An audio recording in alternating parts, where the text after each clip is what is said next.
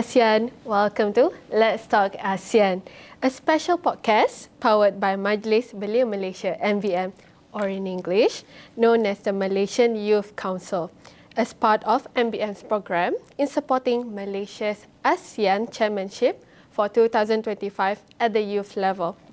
Big shout out to our main partner, the Ministry of Youth and Sports, in making this podcast a reality.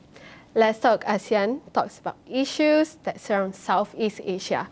We are proud to say that we are a podcast by the Malaysian youth for the ASEAN youth. My name is Nur Ain binti Muhammad Akbar and I'm your moderator. For today's episode on technology, we have two very special guests with us at the Malaysian Space Agency, MISA. Please welcome Chang Kang, the Minister of Science, Technology and Innovation of Malaysia, MOSTI, and Datuk Kamarul Rizwan bin Muhammad, the Group CEO of Uzma Group, whose company GeospatialAI has put Malaysia's name high up in the sky and the space and beyond with a certain satellite. Welcome to Let's Talk ASEAN, Chang and Datuk Kamarul. Thank you. Okay. Thank you for coming today. We are delighted to have both of you here. Okay, looking at both of you smiling right now, I can see that you are ready to share your experiences and opinions with our viewers today. All right, so now that all of us are ready, let's kickstart our conversation with the satellite. So Datuk Kamarul, Uzma Sat1 that was launched on 15 January KL time of this year made headlines in the local newspaper, and that is such a huge achievement. Can you share with us what makes your satellite so special and should be known to others? Okay, thank you, and thank you also MBM for inviting me. Thank you YB for become a sparring partner today. So anyway, to answer your question, I think the first thing first, this is the first commercially funded, privately funded Earth observation satellite of that capabilities. It has the capabilities of 0.7 higher resolution to 0.5. Not only that, we actually joining other constellation to make sure that we have not only high resolution, but we have a high temporal resolution. But for me, as a Malaysian, I feel this is the proud moment because the last satellite that we have on the Earth observation was during Razaksat, which is nearly 15 years ago. And for us to make a breakthrough to do it privately, this is something that of very high achievement and we are very proud of. But I must thank the MOSTI, MISA, MITE, BPA, who has given a lot of support to us throughout from the day that we come up with the ideas to actual launching, which is take few years for us to develop that. And while it's been manufactured overseas, assembly, integrated and then tested overseas, but all our engineers, our project managers has been involved from inception until the launching. So that's where I think the difference in. Yeah. Alright. So can you tell us what does your satellite do? Okay.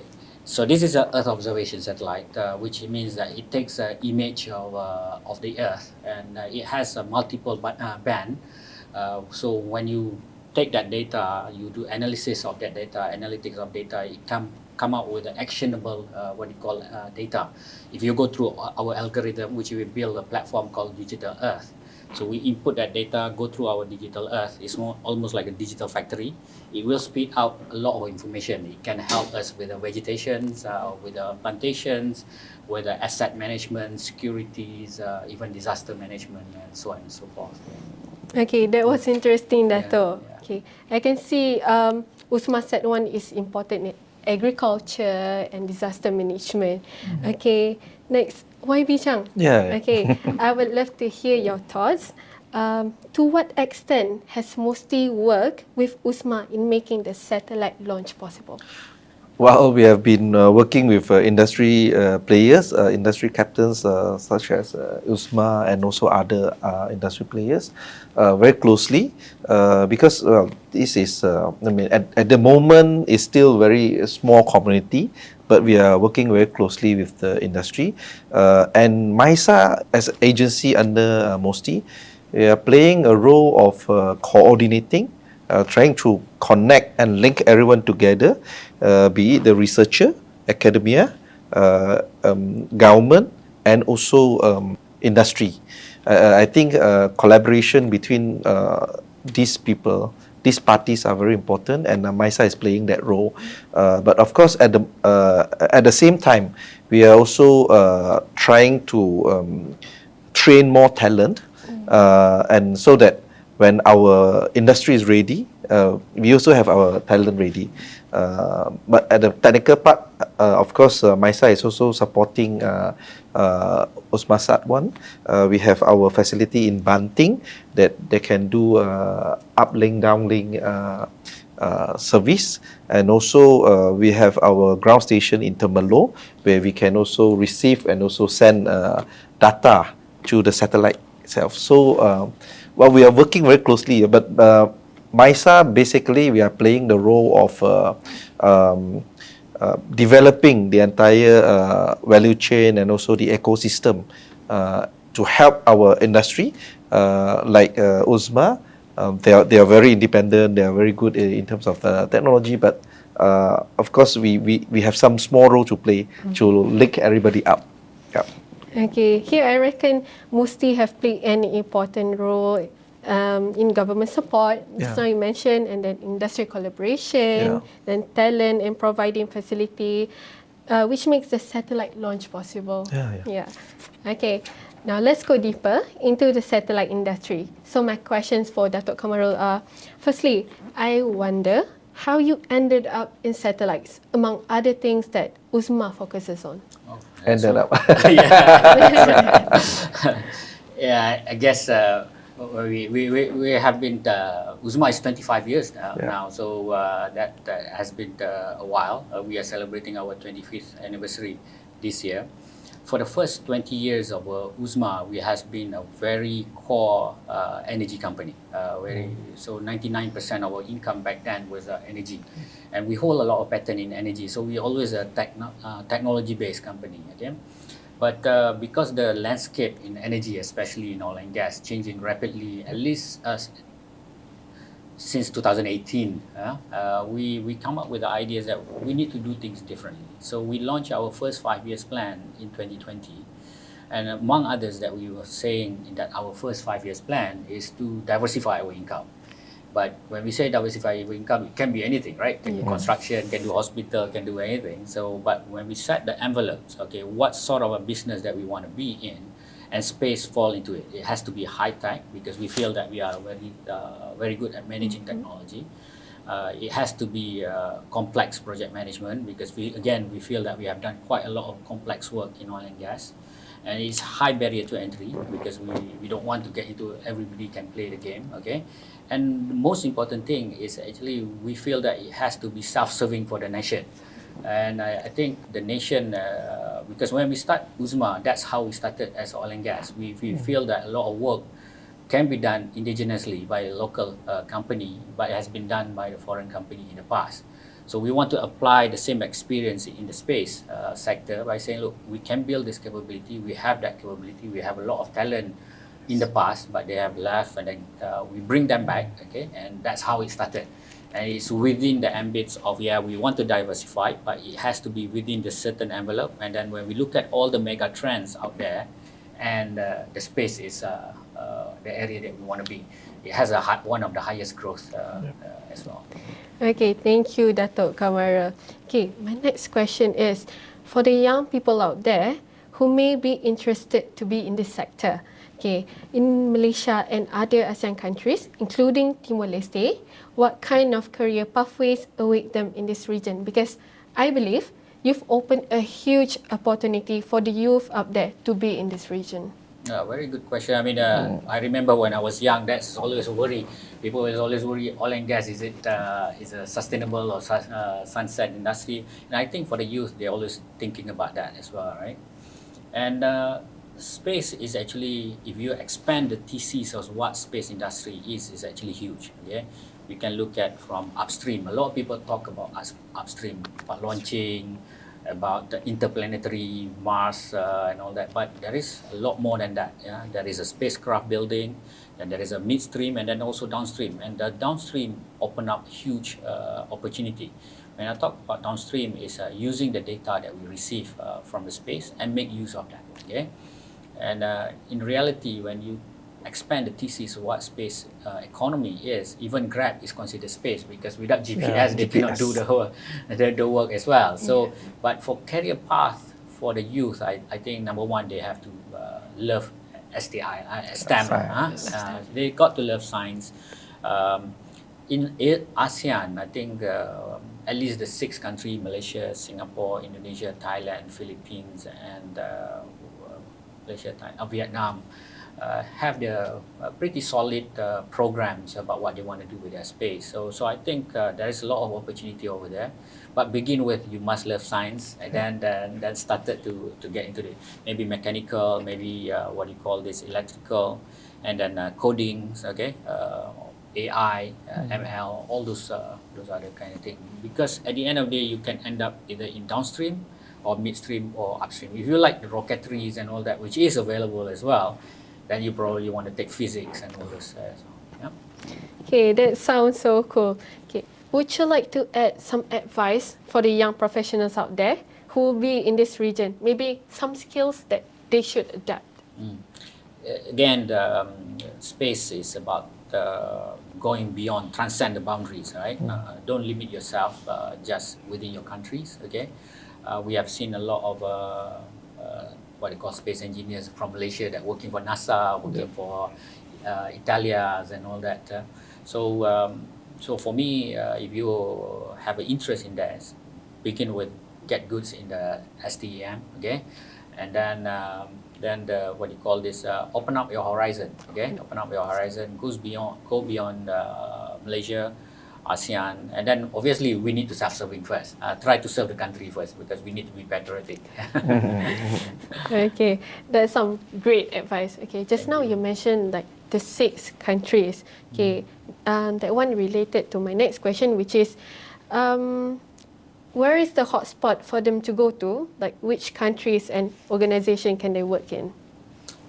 I think there is when we talk about space, I think the biggest portions of the space business is always the public sectors, which is the government sectors. Okay, and in Malaysia we do have under MOSTI we have agency like MISA. Okay, in Thailand they have GISDA. Okay, in Vietnam they have Vietnam Space Center. We see. Indonesia, they has under BRIN, they have a space group as well. So these are probably the starting point. Then there is the industry players. There is industry players, people like ourselves, my colleagues from Yasan, okay? And then we have people. Then there is a startup communities as well. Okay, people like Space In, Independent X, which is members of MASIC. Okay. And these are there is a various pretty thriving startup. It's still small, but a pretty thriving startup business that probably can go in. I would like to say that Malaysia should be the hub for space for ASEAN. I mean, obviously under the leadership of YB and all, we can make sure that Malaysia is one of the hub for space. And we do have capabilities. We do have special what you call advantage with our strong pedigrees in semiconductors, and then we have a strong AIT facilities that we already have in Banteng, that we have a bit of advantage in the country. But to talk about hotspot, I'm a very patriotic guy. So let's talk about Malaysia. Malaysia first, probably. Thank you for that. Thank you. Malaysia first, everyone. Yeah. Okay. Thank you, Datuk Kamarul. Given your experience in this field, I believe you've shared the best of the best for the youth out there. Thank you. Okay, just now we've heard Uzma's perspective on the satellite industry. Now I'd love to hear your take on this topic, YB. Okay, share with us, where is Malaysia on the scale of ASEAN countries when it comes to satellite development? Are we active or lagging in this sector? Well, I would say among ASEAN, we are considered top 3 alongside with Indonesia and Thailand. But of course, we know we are still at the very initial stage, and we still need to put in a lot of efforts, especially collaboration with the private sector, the very able private sector, and also working with other countries in terms of regulatories and whatnot. So I think it's very important. I think the key word is collaboration for us at this stage. And of course, as Dato' Kamaru just pointed out rightly, we need to serve the country, and we are, in fact, in this space technology is everywhere, is in our life. Just that we do not know that is a space technology, GPS, and then now they have this built-in GPS for their cars. Then they need a satellite service. So the watch also, I mean the Garmin watch or whatever sport watch, they need GPS. And also of course communication. So it's everywhere. Even if you want to be a content creator in TikTok and social media, you still need satellite or space technology. So I think it's everywhere, and we need to really appreciate that what satellite is doing for us. And I think at this moment, since everyone is pretty much on the same page, and we are slightly ahead among our ASEAN member states, I think we need to really utilize this situation. And as pointed out by Dato' Kamaru also, we have a pretty matured semiconductor E&E sector, where it plays a very important role in developing the entire value chain of space technology. And in fact, the government is very happy to push it further, because space technology, as we know, the entire ecosystem will be high value, high growth. We always talk about high value, high growth, but that's why we can't look at those very traditional industry like manufacturing and whatnot. So we have to look at industry like space technology. So the government is really pushing hard. Of course, we know it is not going to be like in 5 years' time we'll be first among in the world, right? We have to build our foundation, and STEM is very important because we should start from young. And MOSTI is playing the role of science enculturation. Well, not the curriculum part, but more on the out of classroom. So hands-on experience, STEM, robotic competition, AI competition, drone coding and whatnot. So that is a role that we are playing, because of course we are not only looking at space technology itself, but we are also looking at other sector, biotech, nanotechnology, semiconductor, etc. So this is the role that we are playing now, and we hope in like 10 years down the road we can see results from our little effort we are doing now. Yeah. Okay, so next question is, you brought up an important point just now regarding other countries. Yep. And then about STEM. So how can all the 10 ASEAN countries work together to make the region self-sustaining in terms of satellite technology? Well, we are very open. I mean, as a country, we are really open to work with other countries, especially ASEAN, because ASEAN is our ASEAN countries are our neighbors. We would love to work with everyone, but it also depends on how fast everybody can advance their technology, and so that we are on the same page, and we are willing to share technology, and we are very happy to receive like tech transfer and other possibilities. So well, I'm not sure like whether we can be self-sustained in this area. Maybe Dato' knows better, but to me it doesn't matter. Important is we are willing to collaborate, and we are willing to help others if they need our assistance, and we are also open to receive assistance from other countries. So I think we just need to have the open mind. Yep. Okay. Keep all the options open. So you just now you mentioned about collaboration. So what kind of collaboration is that? Can you clarify? Well, there are many areas that we can collaborate. For instance, talent development, because of course different countries, they have different level of technology, but definitely talent development is very important part for whatever country that wish to develop their space ecosystem. So we can work on this, and also the other thing, maybe shared facilities. Well, I'm just thinking aloud. I'm just thinking aloud. Shared facilities, and also tech transfer if there is any, because we are looking at our.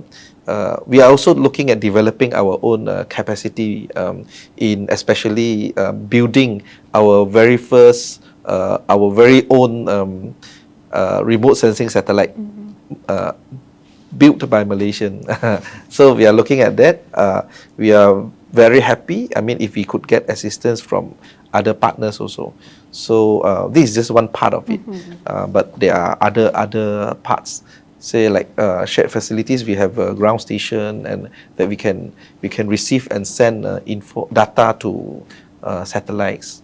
So to be very frank, we are also at the moment, while we do not have. Maybe before Osmasat, we are using services from other countries. So I say in this field, or this space technology, I think we can't be doing it alone by ourselves. It has to be a collaboration with all parties. Yeah. Okay, that's a great breakdown of how ASEAN countries can collaborate. So I would love to know what's MOSTI's plan for ASEAN 2025 under Malaysia's chairmanship. Is there anything that involves MISA? Yeah, we are planning at least this year, in May, we are going to have our Lima 2025, and in Lima itself, MISA is going to hold or organize ASEAN Space Forum, where we are going to involve all the member states, ASEAN member states, to at a senior officer level. So we hope that forum can discuss and come up with more concrete plans for ASEAN countries.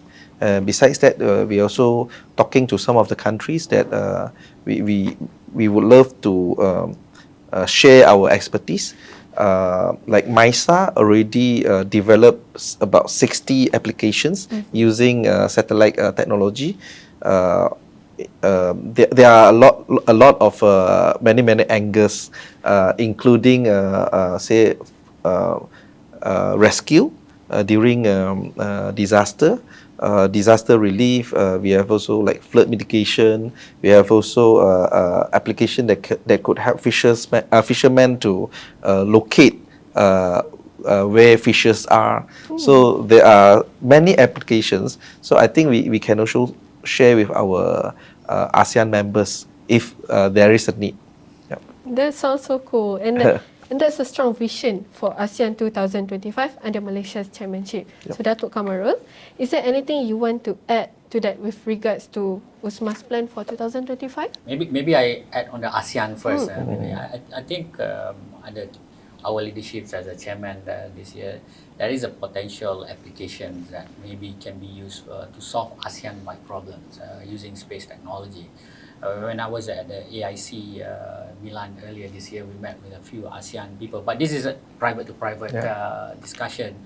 I mean, there is obviously there is a plastic debris along the oceans in ASEAN, and then also this forest fire, pit fire that created haze that affected majority of ASEAN countries, and this can be probably a program that can be done at the ASEAN level.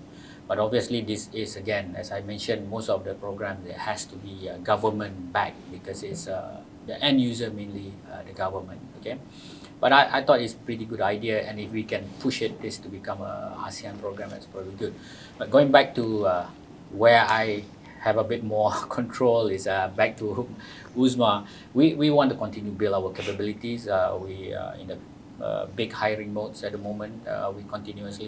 We are bringing people who are Malaysian who is working overseas. We have been able to entice them and come back and work for us now. So we want to strengthen our capabilities in space sectors. Again, it just reminds me of how we built capabilities in oil and gas last time. So we are applying the same formula, true and tested, in terms of how to rapidly build capabilities. I'm always encouraged, and I use the Dasar Angkasa Negara and then MSE 2030 and SISP as almost like our true north, where we need to be prepared ourselves. Okay, so we say, okay, look, there is a lot of programs that government want to do. There's a lot of KPI that need to be achieved, and industry players like us need to work together to achieve those KPI. And then we say, look, we need to accelerate this capability building. So so for 2025 is about capability building. Okay. Expanding our offerings. I'm glad that YB mentioned about the MISA application. We actually talking to MISA. We actually signed the LOI back in Lima last time about how to promote those applications that's already done by MISA, and then inputted some of our experience like aerosol correction, atmospheric correction into those applications as well. So we hopefully that we can commercialize some of those within the region as well. All right, that's an exciting roadmap for 2025. I'm wishing both MOSTI and Uzma a smooth and success in your next project. Okay, now that we know where Malaysia stands among other ASEAN countries when it comes to satellite development, I want to open up this question to both of you. Since we are a podcast for the ASEAN youth, tell us, why should we, the youth, really care about having satellites from ASEAN countries in space? What's in it for the youth in Bangkok, Phnom Penh, Jakarta, Bandar Seri Begawan, Ho Chi Minh, and the other cities and areas in ASEAN countries? Maybe Datuk Kamrul? Oh, no. Before he speak everything, then, then I got nothing to say. Better I say first, okay? Well, I think as I mentioned earlier, because space technology is everywhere, is already in our life without us noticing. So whatever we want to do, of course, first of all, space technology can create high value jobs. So if the youth are interested to find a decent job with a decent wage, I think space technology could offer that. That is first. But secondly, I think space technology could also help some of our gig workers. I mean, of course, a lot of youth, they like these gigs, right? So if say you are working in e-hailing industry, or you are doing whatever related, you need GPS. That is space technology, and I mean when there is a competition, the cost will be lower, and then the cost of doing business will be lower for them. And also, I mean, even if you are a content creator, well, you still need internet. Faster internet could serve your business better. So these are some of the things that having more collaboration among the ASEAN member states in space technology or space sector, it will really help our youth. No matter you are in Kuala Lumpur, or you are in Ho Chi Minh City, or you are in Bangkok. Yeah, so I think that is something that space technology or space sector could offer. All right. So what about you, Datuk Kamarul? I think YB already summarized everything, but in reality, I do, as what YB say, we just have to look at the space. It's not just about launching, it's not about landing people on the moon. It affected, the moment we wake up in the morning, it's affected our life already. A lot of things from the space is affecting our life. So some of even the terrestrial communications that we have at the moment is supported by satellite. Okay. Myself working in the oil and gas industry, where data is very important, and then the security of data is very important. where we take the data, how we transmit the data. We are sometimes using satellite data as well to make sure there is nobody tamper with those data along the way. So I think space industry is affecting our life on a daily basis, as why we have said, without we knowing it. As a matter of fact, the moment we wake up in the morning, bangun pagi 4 o'clock in the morning to sahur, and you already in many ways is already related to space technology. So I mean, we just have to think about the space is affecting our life a lot more. Many years ago, when people talk about computers, people think only scientists and engineers will use it, but everybody is using it now. Eventually, space will heading into that. I mean, there's a lot of theses like people from space industry or Seraphims that already said that one day everything that you do in life is actually coming from space. So I think we just have to realize that space is going to be a big business one day.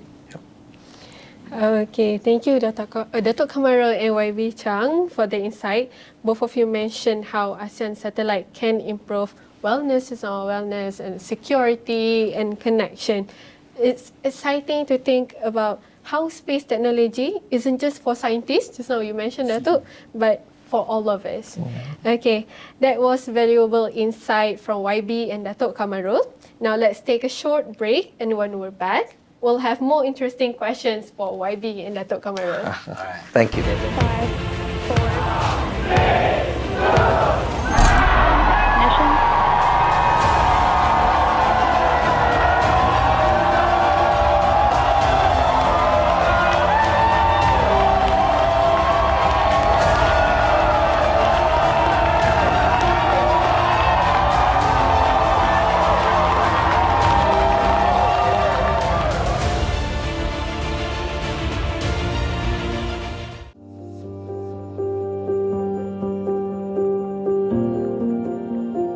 Welcome to the Assembly, Integration and Test Facility, AIT.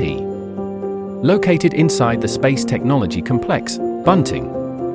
Completed in 2012, the AIT facility in Malaysia is able to provide a wide spectrum of testing and measurement, such as sine and random vibration, high-intensity acoustic test, thermal vacuum and thermal cycling test, electromagnetic interference and electromagnetic compatibility test, mass properties and alignment measurement, as well as radiometric calibration and characterization. The AIT facility is a cleanroom facility of class ISO 8, with a large integration high bay that can be used for preparation of a satellite or any other device under test. It is also equipped mechanical ground support equipment such as trolley, overhead crane and forklift. Prepare to embark on a journey of exploration as we delve into the intricate world of space technology and testing.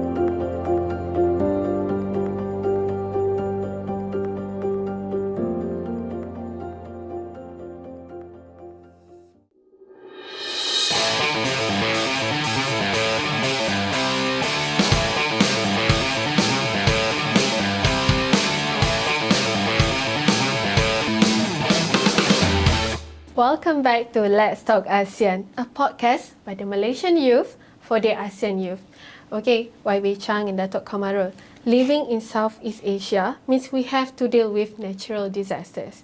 For instance, we have floods that come with the monsoon season, which reminds me of when I was worried because my precious friend's family's house was affected by the flood in Kelantan that happened last year.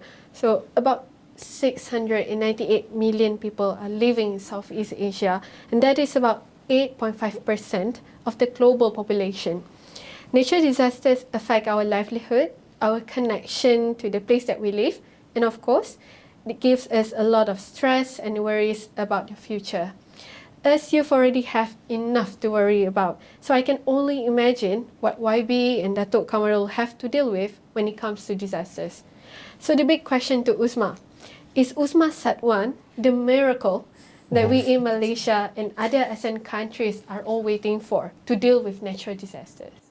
The silver bullet. First of all, it is not a miracle. I wish it is, but it is not a miracle. But but I think it's a building blocks, building blocks for us to help this natural disaster. As I mentioned at the beginning, the Uzma Sat1 is a multi-spectral, what do you call this, band. So we have 4 bands inside there. And in those 4 bands, it helps us in terms of agriculture, asset management, coastal management, to a certain extent floods and all that as well. But during this, what do you call, natural disaster, so Uzma Sat1 is an optical Earth observation, okay? But if you want to have a complete natural disaster arsenal, if you like, then you need to have also thermal infrared. Then you probably want to have a synthetic aperture radar. So if you have all these 3, what you call optical Earth observation, SARS, and then you have a TIR kind of a solution, then you probably can. That's probably a miracle. But at the moment, the building blocks for Earth observations, and then the main one is optical, and Uzma Sat1 is giving that. So I would say that this is probably a first step towards giving us. As a matter of fact, we have been providing via MISA some images during the recent flood. Okay, we just want to show some of those capabilities that we can do. But we have to accept that during monsoon, typically there's a lot of clouds, so that images cannot be see through clouds. So we need synthetic aperture radar to see through clouds. Okay, so but as I say, it's a good building block. We are using some of those data to actually do a flood find in the past. We actually won Technology of the Year by Solar Conference in 2023, where we actually use data from sister satellite from Uzma Sat1 to predict where the flood can be, so that people can build a more robust and then safe area for solar farm. If you imagine solar farm is a huge area, 200 kilometers, 200 acres. Uzma solar farm in Kedah is about 240 acres. Okay, imagine if you got submerged, it will be financially a disaster. So and then normally you have to use data from the past, and people has to do hydrologies and all that. It takes time, but we use data from a satellite for last 40 years to try to predict where the flood going to be after people are actually doing some modification, what they call taratana and all those things, you know. So so to answer your question, I think this Earth observation satellite will help with the natural disaster, especially in the what you call floods and all that. But we need additional capabilities like synthetic aperture radar to look into things like landslides and all those things. Albeit you can use Earth observation optical data, but it's more derivatives. So I think we need to build more capabilities, but it does optical Earth observation is the main building block, and we have that main building block now. Okay. That's insightful. Is there anything that you would like to add to that? Yeah, of course. I think first of all, we need to recognize or acknowledge that space technology is very useful in terms of disaster relief, save and rescue, and etc. I just want to share a story with our friends that during the Batang Kali landslide, MISA plays a very important role in monitoring the possibility of second landslide, so that we need to take care of the security of those SAR team, because they are there doing their rescue operation, but we also need to monitor the risk of a second landslide that could also threaten their life. So that is a very important part also. I mean, besides what Dato' Kamran has said just now. So I think satellite technology is very important for us to assist the entire operation of disaster relief. And secondly, I think Dato' has pointed out rightly, the Uzma is building block. Well, it's not like everything, but it's a building block. So there comes the idea of my idea just now. Collaboration is important. So it's not like one company or one country can solve the entire issue. So we need collaboration from other countries also. Okay, since we have this building block, why not other country can come up with other building blocks to make it more complete and so that we could solve our problems together. So I think this is also one area that we can look into, how to collaborate with other countries or other companies from other countries. So I think that comes to my conclusion. Collaboration is important. It's great to hear that, and it sounds promising to me. Yeah. Okay, now I am opening this to both of you. What can us, youth of Malaysia and Southeast Asia, do? YB first. Myself. Oh, okay. Well, first of all, I think we need to be very open-minded. Uh, Not necessarily you have to be from science stream, or you have to be very good at physics or what. You just need to keep an open mind, where you are not avoiding from learning new things. I think that attitude is very important, because we are living in a very I think in an era that everything is so fast.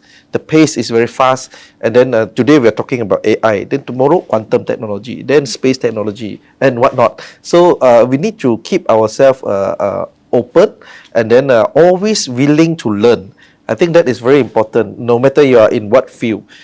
So if you are youth, you just think that one additional skill might give you more advantage to other, because say for instance you are a civil engineer. Well, I was a civil engineer. So as if you are a civil engineer, but I mean your boss interview you, you're looking for a job, but if you know something extra besides your engineering skill or engineering knowledge, say you know how to do good PowerPoints, well, then you have advantage.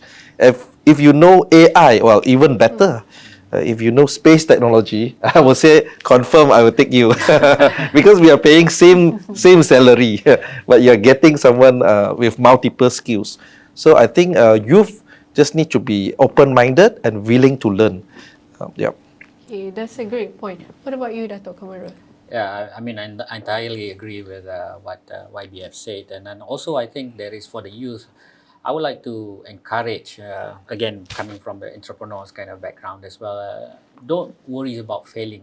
Yeah. I mean, failures, because I think for the nation of Malaysia, we need to also not encourage failure, but also accept and adopt failures. And I think that will create better innovation. Okay, and this should start, like YB says, start from beginning, from youth. And so for the youth, I think don't worry about fail. Okay, and then we look at the startup communities in Malaysia, especially in the space. Don't worry if you fail, because you can. Hopefully, there's more people going to come out and support you. And I'm hoping and that we're going to have a thriving investing community to support these youth inventions and all that. So everything what YB say, the continuous learning. Okay, I'm supporting science, obviously, coming from a science backgrounds and all that. But yeah, continue learning, but don't worry about failure. Okay. Both of you brought up important points just now. Okay, I believe great things possess great minds. So I wrap up just now. You have to be open-minded, and then you need to learn more, and then don't be afraid of failures. Okay, let's bring it back to the youth. I would love to know, what are your hopes for the youth or belia in Malaysia and Southeast Asia when it comes to science and technology? Maybe this time, Datuk Kamran, would like to start first? Okay, Can. I mean, I think technology in Southeast Asia, with the exception to certain countries and certain part of the technology, we are a bit nascent. Okay, so we are not the world leader yet. Okay, maybe in certain areas. Okay, so I think science and technology will spur a lot of opportunities in the future. Can cannot be semua orang want to become a scientist, want to become engineers and all that. But I think if we can make sure that a big chunks of a youth population focus on science, it will help the nation. As Malaysia want to go into more digitalizations, want to go more space reliance, more what you call sovereign on our technology dependencies and all that. I think only science and technology can support that. So we need, and this apply to other ASEAN countries as well, because I mean, albeit we are not in the same parity, some countries are a bit ahead than others, but in general, everybody will be what you call this will be helped with advancement in science and technology. So I would encourage what you call all the youth to focus on STEM. Okay, don't be afraid of that. Don't be afraid of difficult SPM science on questions on physics and all that. I used to get F9 during trial, but A1 in the real Wow, exam. wow. So I still can do it. Okay, so I think love science. See if you can help the nations in terms of turning our nation into a very high tech nation. Yeah. Yep. That's insightful. What about you, Uh, YB? Well, I totally agree with Dato because I think STEM science is very important to advance our not only our nation but the entire world. Science plays a very important role. So we have seen how science progress. You see, from industrial revolution to later on we have this IT revolution, and now we are looking at space and also quantum, nanotech. There are so many, but all these we need science to understand. So science is very important, and it's okay. I mean, even if you are not a science student, but you need to know science because science provides solutions, and it's not only a solution for your own problem, but it can be a solution for humankind, the whole mankind. So I think we need to love science at the first place, but at the same time, I also think that we need to always just like what I said. I would like to re-emphasize again: keep an open mind, so that you are not closed, parochial.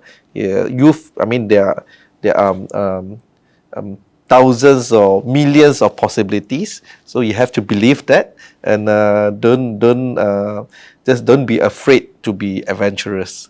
So I think that is important. That's a powerful takeaway from both of you. Alright, so thank you very much, YB Chang, Thank you. Kang, the Minister of Science, Technology and Innovation of Malaysia, and Datuk Kamal Rezwan bin Mohammed, the Group CEO of Uzma Group. And thank you to our audience and listeners. I hope today's session has sparked new ideas and inspiration for the future. Stay tuned to Let's Talk ASEAN next episode, the podcast that inspires the Malaysian youth to the ASEAN youth. Remember to hit the subscribe button so you can stay up to date with the next episode. And if you have any suggestions or questions, drop us a message because this podcast is for you after all. See you next time for Let's Talk ASEAN.